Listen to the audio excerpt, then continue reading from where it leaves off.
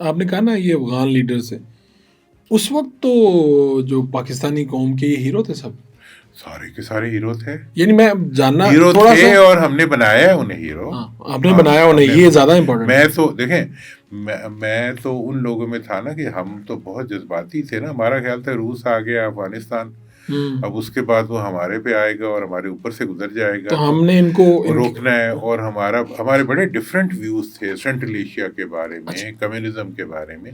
مطلب حقیقی نہیں تھے لیکن ایک بہرحال تھے جس میں شدت تھی. وہ سبز والے رنگ تھا نا. نہیں، اب میں وہی جاننا چاہ رہا ہوں اس وقت کا ایک منظر نامہ لوگوں کے سامنے رکھنا چاہ رہا ہوں کہ جب یہ لوگ ہیرو تھے ہمارے سے مراد پاکستان میں ایک بڑا طبقہ مانتا تھا، اس میں کوئی شک نہیں ہے، یہ ہوا ہے تاریخ میں. اس وقت ان کے کیا تھے، اسٹیٹس کس طرح کا تھا، یہاں پر کیا اجتماعات ہوتے تھے، کس طرح سے یاد کیا جاتا تھا؟ دیکھیں اس وقت تو یہ تو دیکھیں ان کی یہاں آمد ہوئی بھٹو صاحب کے زمانے میں. بھٹو صاحب نے جب بھٹو صاحب تو کاؤنٹر بیلنس بناتے تھے نا. انہوں نے جب داؤد وغیرہ وہاں گڑبڑ کرتے تھے پاکستان کے ساتھ، تو ان کے کاؤنٹر بیلنس میں وہ جو یوتھ کے لوگ تھے یونیورسٹی کے، جنہیں اخوان سے جن کا تعلق تھا، ریڈیکل مطلب رائٹسٹ جو تھے، ان کو وہ لے آئے یہاں انہوں نے ان کی ٹریننگ وغیرہ کرائی اور ان کو لیوریج کے لیے افغانستان کے اگینسٹ یوز کیا. ٹھیک ہے نا جی.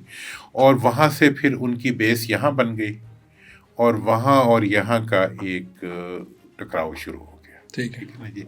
ہم ان کے ساتھ تھے. ٹھیک ہے نا جی. اور ہمیں وہ بہت قربانی بھی ان کی بہت تھی. مطلب انہوں نے جانیں بھی دی تھی. انہوں نے بڑا مطلب دیکھیں کمیونزم کا جو سپریشن تھا وہ بھی تو ایک حقیقت تھی. ان کا نظریہ بھی ایک حقیقت تھی. اس کے مقابلے میں اسٹیٹ کو چیلنج کرنا، وہ بھی ایک بہت بڑا مطلب وہ لگتا ہے گلوریفائڈ اس کا ایک امیج بنتا ہے نا کہ چیلنجرز آف دا اسٹیٹ. تو وہ تو ادھر سے شروع ہوئے. پھر جب ہم گئے اس وقت یہ ہوا کہ رشیا آ گیا افغانستان. پھر تو مطلب جنگ ہو گئی نا. مطلب پھر تو ایک کھلی جنگ ہو گئی. تو اس کے بعد یہ ہوا کہ پھر جو ادھر سے آنے والوں کی تعداد بھی بڑھ گئی اور یہاں پہ جو ریزسٹنس کی موومنٹ تھی اس کو سپورٹ بھی بڑھ گئی. پھر اسٹیٹ بھی اس میں انوالو ہو گئی. پہلے تو سب سے پہلے تو دیکھیں جو ریلیجس گروپس تھے پاکستان کے وہ انوالو ہوئے. اس کے بعد پھر یہ ہوا کہ گورنمنٹ آف پاکستان ضیاء الحق صاحب نے بڑا پرسنل اس میں ایک کنوکشن کا مظاہرہ کیا. اس سے آگے بڑھتے ہوئے پھر یہ ہوا کہ پھر وہ انٹرنیشنل فورسز بھی اس میں بیک پہ آ گئیں. جب انہوں نے دیکھا کہ یہ تو ڈیلیور کر رہے ہیں تو وہ بھی بیک پہ آ کے کھڑے ہو گئے کہ یار یہ بجائے دبنے کے. کیونکہ رشیا کا یہ تھا اس وقت تک امپریشن کہ جہاں جاتا ہے وہاں سے واپس نہیں جاتا. جتنے نہیں، یہ اس میں زیادہ کوئی پروپیگنڈا تھا. آپ کو لگتا ہے کہ یہاں کے لوگوں کو استعمال کیا گیا یا یہ جو اس وقت ہو رہا تھا ٹھیک ہو رہا تھا؟ دیکھیں جو ہو رہا تھا نا اس وقت اس میں ایک فیکٹر تو صحیح تھا کہ آکوپیشن ہوئی تھی. مطلب against the will of the people ایک باہر کا ملک آ کے ان کے اوپر بیٹھ گیا تھا. ٹھیک ہے جی. پھر جب ریزسٹنس ہوئی تو اس نے نیگوسیشن کے بجائے بم مارنے شروع کر دیے. مطلب میں یہ گارنٹی سے کہہ سکتا ہوں کہ دنیا کی تاریخ میں اتنا بارود کسی اور ملک پہ نہیں گرا ہوگا جتنا افغانستان پہ روس نے گرایا. بم بھی بڑے بڑے ہوتے تھے ہمارے سامنے ہی گرتے تھے. جنگ نیچے یہ ہو رہی تھی کہ اس کا ملبہ کس نے لے جانا ہے. مطلب اس حد تک تو اتنا بارود گرایا.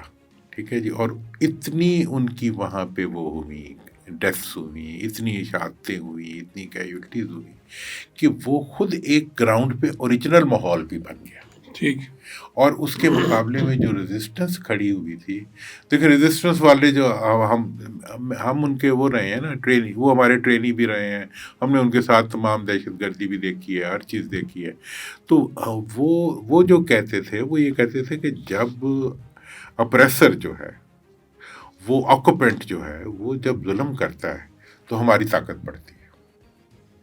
طاقت کیا بڑھتی تھی کہ بھئی ایک شہر میں گئے، انہوں نے کوئی واردات کی، کوئی دھماکہ کیا تو وہ جناب پھر رشین فورسز آئیں تو انہوں نے پورے شہر کو جو ہے برابر کر دیا مار مار کے. تو پھر وہاں سے لوگ ہجرت کر جاتے تھے، مہاجر بن جاتے تھے. پھر ادھر سے ہم بھی ویلکم کر لیتے تھے ان کو. تو وہ جتنی اسٹرینتھ ہوتی تھی وہ ان کی اسٹرینتھ بنتی جاتی تھی. تو یہ جو تھی اسٹرگل یہ آگے بڑھتی گئی اسی طریقے سے. ادھر سے آپریشن رہا, ادھر سے ری ایکشن رہا, پھر ان کو سنبھالنے والے بھی آ گئے.